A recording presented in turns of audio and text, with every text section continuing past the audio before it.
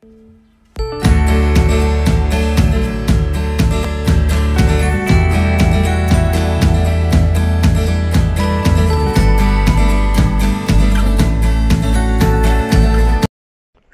bienvenue dans cette Facecam. Aujourd'hui, on va parler de l'éducation bienveillante et positive. Cette éducation que moi, j'utilise pour mes 4 enfants et le 5e à venir. Bonjour, j'espère que vous allez bien. Donc, on se retrouve dans une Facecam. Vous le savez, le jeudi, régulièrement, je fais des Facecam. Et donc, aujourd'hui, je reprends les Facecam. Je me sens beaucoup mieux. Ma grossesse se passe beaucoup mieux. Donc, je suis beaucoup moins fatiguée. J'ai une meilleure mine pour vous parler. Donc, du coup, je me suis fait un petit café au choco. Et aujourd'hui, on va parler de nouveau de l'éducation positive et bienveillante. Donc, du coup, je vais vous parler aujourd'hui un petit peu, déjà vous rappeler un petit peu ce qu'est l'éducation positive et bienveillante, mais également vous donner quelques clés, quelques conseils pour pouvoir gérer cette éducation, mais également vous parler du regard des autres sur cette éducation. Donc voilà, on va commencer par le début, le tout début du début. Donc voilà, pourquoi est-ce que nous avons, moi et mon mari, opté pour cette éducation? Il faut savoir qu'on éduque nos 4 enfants et un 5e à venir bientôt. Je suis femme au foyer, depuis le début, donc depuis que j'ai eu mon premier enfant, donc qui a eu 12 ans le mois dernier. J'ai décidé donc d'arrêter de travailler et de m'occuper à plein temps de mes enfants, de mon mari et de ma maison. J'ai donc pris cette décision et je sais que cette décision n'a pas toujours plu et que cette décision a déjà été un petit peu controversée par certaines personnes qui ne comprennent pas que en 2021 je sois comme ils le disent, soumise à mon mari et que je sois dépendante financièrement de mon mari et que je n'ai aucune vie sociale, que j'ai pas de collègues et ils ne comprennent pas comment je fais pour rester à la maison toute la journée à ne faire que la lessive, la popote et m'occuper de mes journées, comme on dit en Belgique, donc de mes enfants pour les gens qui ne comprendraient pas ce que c'est un journe. Mais c'est très gentil, hein, donc il n'y a pas de péjoratif. Nos journes en wallon, ça veut dire nos enfants, nos jeunes. Voilà, donc nos jeunes en wallon, nos jeunes. Donc voilà, mais c'est pas péjoratif, c'est quelque chose qu'on dit habituellement en wallon et qui est évidemment une façon d'appeler nos enfants. Donc voilà, simplement. Du coup, moi j'ai 4 enfants. J'ai Vinicio qui a 12 ans, Valentino qui a 11 ans, Zoé qui a 8 ans et Angelina qui a 5 ans et je suis enceinte de 4 mois. Voilà, mon mari, lui, travaille à plein temps, donc il a un horaire simple, hein, il commence à 7h45 et il commence à 7h du matin et il finit à 15h45, excusez-moi. Donc il part donc très tôt de la maison et je gère donc le départ des 4 enfants à l'école et le retour des 3 plus grands seuls. Il est là bien souvent pour récupérer Angelina qui elle revient à 15h45. Mes 4 enfants sont scolarisés, pas tous dans la même école, parce que simplement chaque enfant est différent et que chaque enfant a le droit d'avoir l'enseignement qu'il désire. Ma petite fille qui est handicapée locomoteur est inscrite dans une école spécialisée qui lui offre tous les soins qu'elle a besoin et les autres enfants sont scolarisés en primaire et en secondaire. Ma fille changera d'école l'année prochaine parce que ça ne se passe pas très bien, elle n'est pas adaptée à cette école, elle ne s'y sent pas bien et donc elle sera évidemment changée d'école pour aller dans le privé. Nous ici en Belgique, on appelle ça des écoles catholiques. Ce sont vos écoles privées à vous en France, donc tout est payant évidemment, mais c'est un choix qu'on a fait pour elle parce qu'elle ne se sent pas bien dans cette école. Donc voilà un petit peu pour vous placer le truc pour ceux qui arriveraient sur cette vidéo. J'ai 42 ans et voilà.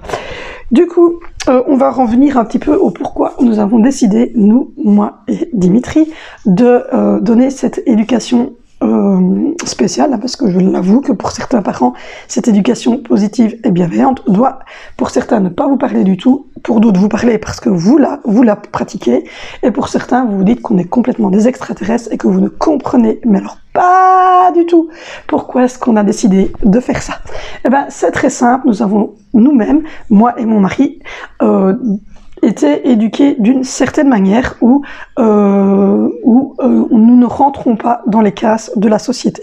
Mon mari, c'est dû à son éducation, moi, c'est dû à ma scolarité et à ma vision de la vie qui, pour moi, n'est pas ce qu'il y a de mieux pour l'instant, puisque je trouve que notre société, en général, est malade, que notre société a un problème, que notre société veut faire de nous, les adultes, mais également de nos enfants, des moutons, de les faire entrer dans une case. Vous levez, vous travaillez, vous payez à l'État tout ce que vous devez payer et vous vous taisez. Et vos enfants doivent être assis sur une chaise, être nickel à l'école et ne pas bouger en société et manger de tout et être parfait. Ceci, bien entendu, n'existe pas pour moi.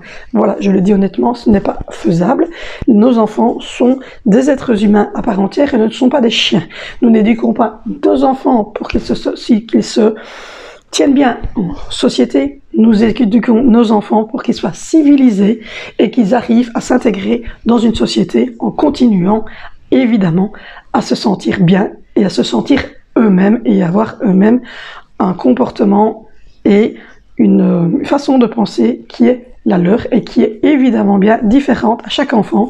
J'en ai 4 et ces 4 enfants sont totalement différents et sont d'ailleurs scolarisés, comme je vous l'ai dit, de manière différente pour s'adapter aux besoins de chacun de nos enfants. C'est à moi, voilà, et à mon mari de nous adapter à nos enfants et pas nos enfants de s'adapter à nous. Nous sommes les adultes et c'est à nous de les comprendre. C'est à nous de comprendre que ce sont des êtres humains, que ce ne sont pas des petites choses qu'on a décidé d'éduquer et qu'on a décidé de faire à l'image que nous avions décidé qu'il ferait. Non, pas du tout. Un enfant, c'est une personne à part entière. C'est un individu, c'est quelqu'un qui a une liberté de penser, une liberté de parler et une liberté surtout d'apprendre ce qu'il a envie d'apprendre et comme il a envie de l'apprendre. Voilà pour nous les bases de l'éducation positive et de toute manière, comme je l'ai toujours dit, l'éducation positive n'est pas une éducation laxiste. On a posé des cadres de vie, on a posé des règles dans notre maison et chaque enfant doit suivre ces règles. Ce sont des règles de vie en société, de vie en famille, ce qui est normal. Alors la différence avec notre façon à nous d'éduquer, c'est que nous ne punissons pas et nous ne privons pas nos enfants. Et quand notre enfant fait une bêtise, il répare sa bêtise par un acte, simplement. Donc voilà. Donc si mon enfant fait tomber un vase par terre, je ne vais pas le punir, je ne vais pas crier dessus, je vais simplement lui demander de ramasser les morceaux de verre en étant évidemment cadré parce que je suis derrière. Et si on juge que c'est bon pour nous, c'est bon pour nous, l'enfant a compris. Et voilà, si ma fille renverse un verre d'eau, ben c'est elle qui va ramasser. Elle va aller chercher une loque et elle va ramasser l'eau, le coca, ce qu'elle a renversé. Un enfant, quand un enfant va faire une bêtise, qu'est-ce que vous appelez bêtise?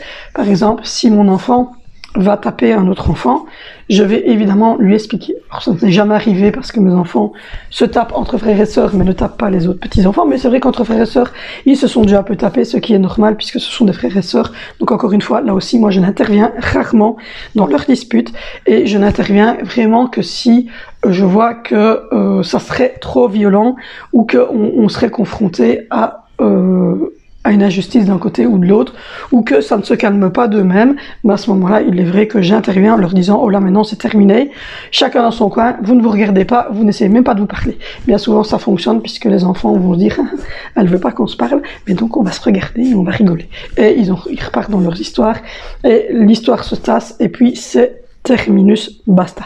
Donc voilà un petit peu nos règles. Alors notre façon d'éduquer. Nos règles sont très simples. Ce sont des règles qui ont été mises en place et qui ont été mises en place très vite. Ce sont des règles qui peuvent aussi pas changer parce que les règles restent toujours les mêmes, mais certaines règles peuvent venir s'ajouter. Et on peut modifier certaines règles comme des heures de coucher, etc. La première règle, c'est que tous les enfants doivent se lever à la même heure, c'est-à-dire que tous les enfants sont réveillés à 7 heures du matin et tous les enfants démarrent pour l'école à 8 heures, entre 8h et 8h10 du matin. Ils quittent tous la maison. L'école est obligatoire chez nous. Donc il n'y a pas de je suis malade, je suis pas bien, je suis fatigué, j'ai mal au ventre, nanana. Ce sont des excuses parce que l'enfant se sent encore une fois, mal dans sa peau. Et donc, à ce moment-là, au mieux de ne pas le mettre à l'école, il est judicieux de commencer à approfondir avec l'enfant pour savoir ce qui peut provoquer ce fameux mal de ventre du matin. Est-ce qu'il n'a pas un problème avec un ami à l'école? Est-ce qu'il n'a pas un problème avec une institutrice ou une personne qui le surveille? Voilà, c'est à ce moment-là qu'il faut investiguer, parce qu'un enfant qui ne veut pas aller à l'école, c'est pas qu'il est fainéant, c'est pas qu'il veut vous ennuyer, c'est pas qu'il ne veut pas travailler, ça ne sert à rien de crier dessus, ça ne sert à rien de s'énerver, ça ne sert à rien de s'emporter. Il faut simplement investiguer et dire à l'enfant: je comprends maintenant que tu as mal au ventre, mais c'est peut-être parce que tu as un problème à l'école et tu peux tout à fait en parler à maman. Mais là, je vais travailler, donc je n'ai pas trop le temps, parce que sinon mon patron ne va pas être content. Donc je vais te déposer à l'école. Tu vas réfléchir à l'école en me disant ce qui ne va pas et pourquoi tu as mal au ventre, et tu peux m'en parler à moi ou même en parler à une personne de l'école qui le dira à papa et maman. Donc voilà, je t'invite donc à réfléchir au pourquoi tu as mal au ventre le matin avant d'aller à l'école, et quand papa et maman viennent te rechercher, on prendra du temps pour toi et tu nous expliqueras le pourquoi tu as mal au ventre et que tu n'as pas envie d'aller à l'école le matin. Donc voilà, c'est très simple, ça vous a pris 15 secondes, même pas en roulant dans la voiture, vous lui expliquez simplement ça. Vous avez montré un intérêt, vous avez montré à l'enfant que vous aviez compris qu'il avait un problème. Donc déjà, il va normalement s'apaiser, et ensuite, quand vous le reprenez à l'école, vous prenez un quart d'heure, 20 minutes avec lui et vous lui dites: là maintenant tu me dis, tu as réfléchi? Tu sais pourquoi est-ce que tu n'aimes pas d'aller à l'école? Tu sais pourquoi? Peut-être que papa, que maman, que l'institutrice, que la directrice, que quelqu'un peut peut-être faire quelque chose pour que tu puisses te sentir mieux et retrouver l'envie d'aller à l'école. Et donc, en discutant avec ses enfants, bien souvent, on trouve vite des solutions. Le problème de certains parents, c'est qu'on pense toujours que notre enfant doit être comme ça, que notre enfant doit aller à l'école, que notre enfant doit être dirigé, que notre enfant doit écouter, que notre enfant doit se taire parce qu'il doit avoir du respect. Mais non, c'est pas du tout ça. Ça n'a rien, enfin, ces comportements n'ont rien de constructif et vont faire de vos enfants des adultes qui manqueront de confiance en eux, vont faire de certains même adultes qui pourraient avoir plus tard des problèmes psychologiques et aller jusqu'à même ne pas savoir avoir une vie de couple ou avoir une vie correcte dans sociabilité, et ça pourrait même poser des problèmes au niveau de l'adolescence, parce que ça va finir en catastrophe nucléaire où vous allez vous bouffer le nez et vous allez partir en conflit. Et quand vous êtes en conflit avec un adolescent, je peux vous dire que vous pouvez lui dire n'importe quoi après, c'est mort. Un adolescent, c'est comme ça, c'est mort. On reviendra à l'adolescence plus tard, mais enfin voilà, mon conseil à moi en tout cas, c'est de ne jamais rentrer en conflit avec un adolescent et de toujours essayer de trouver à un moment donné une raison, à un moment donné, une manière de parler à cet adolescent, parce que cet adolescent, il va vous comprendre, il n'est pas nunuche, il n'est pas bête, c'est un être humain, il est fini, hein, il a un cerveau, il va bien, surtout si c'est un adolescent, je vais vous dire que au niveau de son cerveau, il est construit, hein, il va très bien, il sait comprendre. Déjà, un enfant comprend très bien, mais un adolescent comprend encore mieux. Et si le parent, au mieux de s'énerver, au mieux de supprimer les PC, au mieux de supprimer les tablettes, au mieux, voilà, déjà tout ça, moi personnellement, mes enfants ont bien un téléphone, enfin mon plus grand a un téléphone, ils ont des PC, mais mes enfants ont un TikTok, Switch, Snapchat, Insta, enfin tout ça, mes enfants n'ont pas ce genre de réseaux sociaux et n'auront pas accès à ce genre de réseau social au moins avant l'âge de 16 ans. Et ça c'est clair, net et précis, et on ne dérogera pas à cette règle. Ils communiquent avec leurs copains de classe via un messenger, et ils communiquent avec leurs copains de classe via aussi le fait qu'ils ont des téléphones, donc ils savent aussi s'envoyer des SMS, et ils jouent en ligne sur leur PC, donc aussi à ce moment-là, ils ont moyen de communiquer en dehors de l'école avec leurs copains de classe. Sinon, ils vont à l'école, ils ont des copains à l'école, ils jouent dans la cour de récréation avec leurs copains, et c'est nettement suffisant au niveau de la sociabilité d'un enfant. Il n'a pas besoin d'aller faire des danses comme ça sur TikTok et de penser qu'à 12 ans, ils sont les reines et les rois du monde. Non, du tout. Qu'est-ce que c'est de ça? C'est des enfants et ça doit rester des enfants. Donc voilà, donc moi, mon raisonnement, il est comme ça et il n'est pas autrement. Donc voilà, ce sont des règles qui ont été posées, par exemple, ici. Donc, comme je vous l'ai dit, moi, les enfants partent à l'école. Les enfants doivent quand ils rentrent de l'école, ils ont des règles à respecter. On retire ses chaussures parce que ou moi ou la femme de ménage ont nettoyé le sol, donc on essaie de le garder propre le plus possible. Donc on retire ses chaussures à l'entrée, on pend son manteau au porte-manteau, on dépose sa mallette dans la salle d'activité, on va boire, on va manger un yogourt, un gervais, un chocolat, ils choisissent, ça c'est leur 4 heures, c'est leur truc. Quand ils ont fini leurs 4 heures, ils mettent tout ce qu'ils ont plus besoin à la poubelle, et puis ensuite, ils vont s'asseoir à la table qui est là pour faire les devoirs, et ils font leurs devoirs. Donc voilà, ça c'est une règle aussi assez stricte à la maison, c'est que les devoirs doivent être faits avant de commencer quelle que soit une activité. Ensuite, ils ont évidemment, quand ils ont fini leurs devoirs, ils ont libre cours à leur imagination et ils peuvent évidemment faire ce qu'ils veulent. Il y a toutes sortes de jeux, il y a des peintures, il y a des puzzles et ils ont, comme je vous l'ai dit, chacun une tablette et chacun un PC avec des jeux qui ont été mis par nous. Donc voilà, et comme je vous l'ai dit, il n'y a pas, à part YouTube et Google pour faire des recherches, il n'y a ni Facebook, ni Twitch, ni Snapchat, ni TikTok, ni Instagram, ni tout ça sur les PC des enfants et ils n'ont pas de compte de toute manière sur ces réseaux sociaux, aucun. Donc voilà, et quand à 18 h on demande de descendre pour manger, le repas du soir est un repas qu'on prend en famille. Et donc ça aussi c'est obligatoire, et avant bien souvent de remonter dans leur chambre, jouer aux jeux vidéo, ils doivent d'abord se laver, remettre leurs pantalons pour le lendemain sur l'appui de fenêtre de la salle de bain, et ensuite ils peuvent monter jouer aux jeux vidéo jusqu'à l'heure du coucher. Voilà pour ce qui est. Pour ce qui est des heures de coucher, chez nous c'est à certains stades. Donc la toute première qui a 5 ans s'endort de toute manière à 19 h. Sa sœur bien souvent vers 20 h, 20 h 30 va s'endormir également. Les garçons entre 21 h et 21 h 30 grand maximum doivent être couchés. Donc voilà. Ensuite il y a des règles de société. Donc simplement ils disent bonjour, ils disent au revoir, bonne journée. Voilà, c'est des petites règles comme ça, bonne nuit. C'est des petites règles au quotidien qu'on a mis et qui sont des règles, je pense, habituelles. Alors, pour ce qui est de la suite, ici, dans notre maison, il n'y a pas de TV. Donc voilà, on ne regarde plus la TV depuis plus d'1 an. Maintenant, il y a une TV, elle est branchée. On a même, on a vous. Donc on a plus de 70 chaînes, mais on ne la regarde pas et on préfère honnêtement que mes enfants non plus ne la regardent pas. Alors c'est déjà arrivé qu'ils disent on peut mettre la TV pour un dessin animé, bah ouais, regarde un dessin animé, mais en tout cas le soir on ne regarde jamais la télévision. Alors pourquoi? Parce qu'on juge que la télévision excite, que la télévision n'apporte rien de constructif aux enfants et que la télévision ne fait que de toute manière maintenir votre esprit tout le temps en alerte, et qu'au final, je me rends compte que depuis que moi je ne regarde plus la télévision le soir, je m'endors beaucoup plus facilement et je dors beaucoup mieux, alors qu'à côté de ça, quand je sonne à ma maman qui regarde la télévision tous les jours soir, me dit qu'elle ne dort pas du tout. Donc voilà, donc je pense qu'effectivement la télévision excite, la télévision maintient tout le temps en éveil votre cerveau qui a beaucoup de mal du coup à déconnecter, et en plus je trouve que la télévision n'amène rien du tout à un enfant, et donc je ne vois pas l'intérêt. Par contre, effectivement, mes enfants jouent à des jeux vidéo parce que je trouve que les jeux vidéo sont très positifs et peuvent amener beaucoup de choses à chacun des enfants. Évidemment, la toute petite de 5 ans n'en joue pas, mais par exemple, ma fille qui a 9 ans, enfin 8 ans et demi, et qui a un trouble de l'attention, on lui met certains jeux pour qu'elle puisse justement maintenir son attention sur un jeu.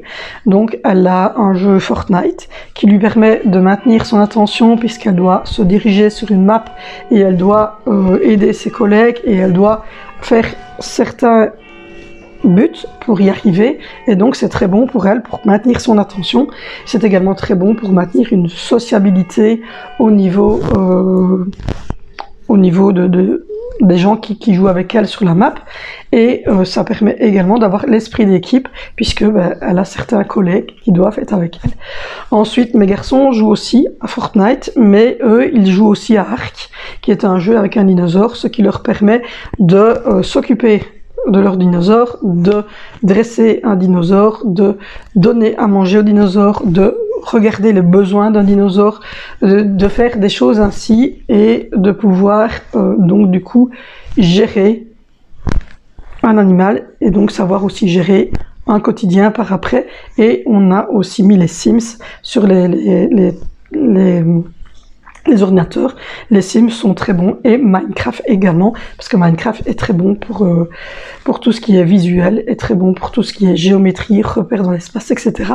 Ce sont des très très bons jeux qui permettent à l'enfant d'acquérir beaucoup de choses, du moins en plus le réflexe entre l'œil et la main, c'est une manière extraordinaire de pouvoir faire avancer les enfants et de pouvoir leur permettre bien évidemment d'avoir aussi un peu d'imagination et d'avoir aussi un petit peu d'évasion. Donc voilà pourquoi mes enfants jouent prioritairement aux jeux vidéo mais ne regardent pas du tout la télévision.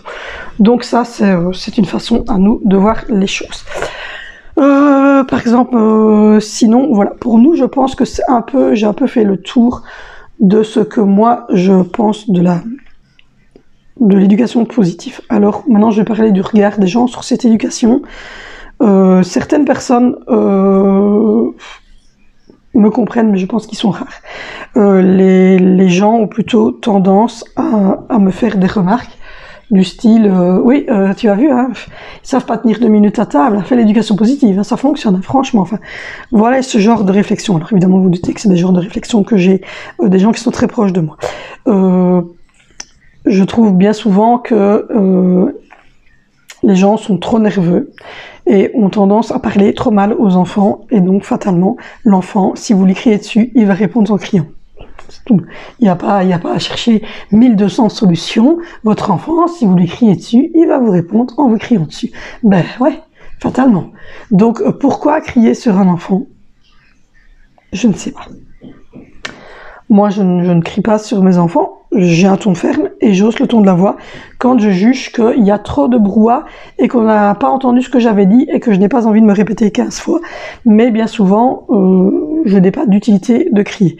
Alors fatalement, quand je vais chez ma maman le samedi soir et que on demande à mes enfants de rester 2h30 ou 1h30 assis à table sans bouger et rester dans le fauteuil comme ça devant la TV en silence, fatalement ça ne fonctionne pas. Ben oui, parce que mes enfants ne sont pas habitués à ce genre de choses. Ce sont des enfants, donc fatalement, moi, à la maison, ils mangent avec nous, ça dure un quart d'heure, 20 minutes grand maximum, et puis ensuite, il est bien entendu que les enfants vont aller se laver, et ils vont monter, jouer au jeu, et vont se mettre à la table qui est là au fond. Je vous montre souvent, parce que vous êtes en train de vous dire, mais qu'est-ce qu'elle regarde tout le temps? Mais voilà, en fait, vous avez toutes les 2 tables d'activité, vous avez cette table-ci qui sert pour faire le devoir et le modélisme des enfants, et vous avez tout au fond tous les jeux et la petite table d'activité avec des blocs, avec des crayons, des marqueurs, etc. Voilà pourquoi je regarde toujours par là, parce que la salle Montessori et tous les jeux sont de ce côté-là. Donc voilà.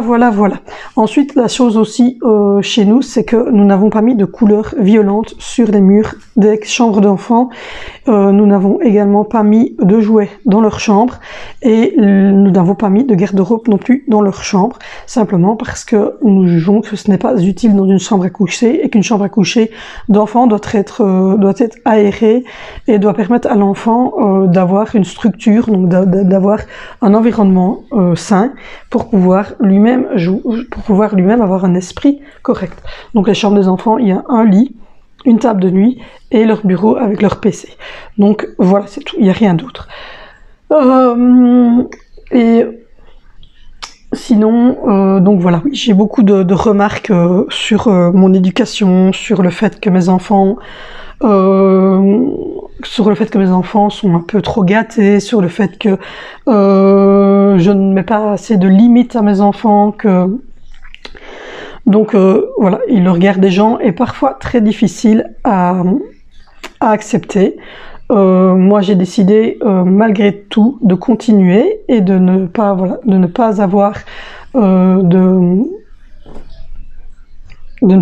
pas en tout cas stopper mon éducation qu'on a choisi moi et mon mari, parce que certaines personnes pensent qu'un enfant, on doit crier dessus, un enfant, ça doit pas bouger, un enfant, ça doit être parfait, un enfant, ça doit être puni, un enfant, ça doit aller au coin, un enfant, ça doit voilà, ça doit faire certaines choses. Je ne suis pas du tout dans ce cadre-là et je ne le serai jamais. Et donc, ça peut parfois poser des soucis. Donc, voilà. Alors, moi, personnellement, j'ai pas envie de rentrer toujours dans une polémique. Donc bien souvent, je ne réponds pas. Et bien souvent, je continue à ne pas réagir. Et bien souvent, mon mari, lui, par contre, va réagir en disant « Oui, ça va, ça ne sert à rien de crier. Plus vous criez, plus vous énervez dessus, pire ça sera. » Et voilà, en fait. Donc, le samedi soir, pour nous, est très fatigant et très compliqué. Mais voilà, on essaie de le gérer. En tout cas, pour l'instant, on le gère comme on peut. C'est très dur pour les enfants, je pense, parce que eux-mêmes, ils sont pas bien. Donc, voilà, mais bon, ce n'est jamais qu'un soir par semaine. Et le reste du temps, ben, ils sont avec nous ici à la maison. Donc voilà un petit peu. Donc moi, je dirais que vous devez faire l'éducation qui vous semble le mieux. Et vous devez faire en sorte que vous et vos enfants s'épanouissent dans cette relation. Et vous ne devez pas faire les choses parce qu'elles doivent être faites. Vous ne devez pas vous forcer à faire une éducation si vous n'avez pas envie de faire cette éducation-là. Et vous ne devez sûrement pas vous retourner pour le regard des autres. Le principal, c'est que votre enfant se sent bien et que tous les problèmes que vous pouvez rencontrer avec vos enfants, vous puissiez les gérer en parlant à l'enfant et en essayant de comprendre pourquoi cet enfant et pourquoi il ne va pas bien et pourquoi est-ce qu'il a mal au ventre pour aller à l'école, etc. Je vous ferai évidemment des vidéos plus poussées sur certains sujets. Ici, c'est un petit peu pour poser un petit peu pour vous poser un petit peu les bases de notre éducation à nous, parce que on fait l'éducation positive et bienveillante et en plus, on est famille nombreuse. Donc voilà. Donc, ne prenez pas tout au pied de la lettre à chaque fois. Essayez de trouver ce qui vous convient le mieux. Et puis après, chacun va essayer de faire comme il peut avec ses propres enfants, ses propres outils.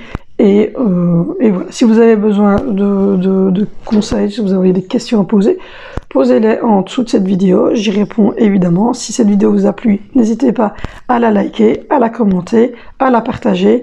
N'hésitez pas non plus à aller voir mes autres vidéos. Je vous fais de gros bisous à vous et à tous vos petits bambins. Et on se retrouve bientôt les amis. Bisous.